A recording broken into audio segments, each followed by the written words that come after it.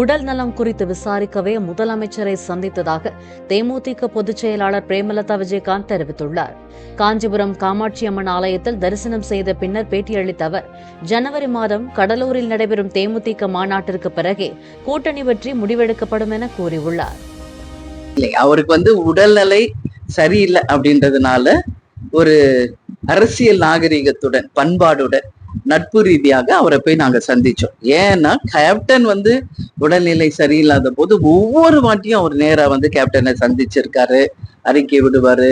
அதே மாதிரி வேற கேப்டன் மறைவுக்கு நீங்க எல்லாரும் பாத்தீங்க, கவர்மெண்ட் எவ்வளவு தூரம் இறுதி மரியாதையில இருந்து தீவுத்துடல இருந்து எல்லாமே அவங்க பண்ணி கொடுத்திருக்காரு. இன்னைக்கு நேரத்துல எங்க திருமணமே அவர் கலைஞர் தலைமையில நடந்தது. அந்த காலத்துல இருந்து இப்ப வரைக்கும் அவங்க ஃபேமிலி ஃப்ரெண்ட்ஸ் தான். கேப்டனுக்கெல்லாம் கலைஞர் 40-45 வருஷமா பழக்கம், உங்க எல்லாருக்கும் அது தெரியும்.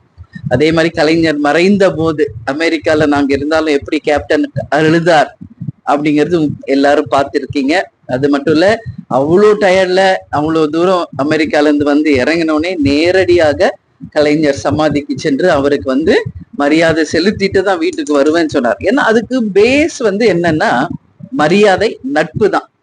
அந்த வகையில தான் நானும் போய் முதலமைச்சர் அண்ணன் ஸ்டாலின் அவர்களை மரியாதை நிமித்தமா சந்திச்சோம். அவங்க ஃபேமிலி எல்லாமே இருந்தாங்க, உதயா இருந்தாரு, அண்ணி இருந்தாங்க, அமைச்சர்கள் இருந்தாங்க.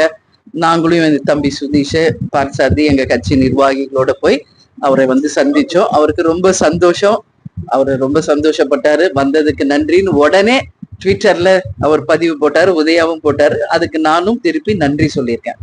அரசியல்னா அதே கோணத்துல இருக்கக்கூடாது, எல்லாரும் மனிதர்கள் தான். அரசியலுக்கு அப்பாற்பட்டு ஒரு நாகரிகமான ஒரு சந்திப்பு தான்.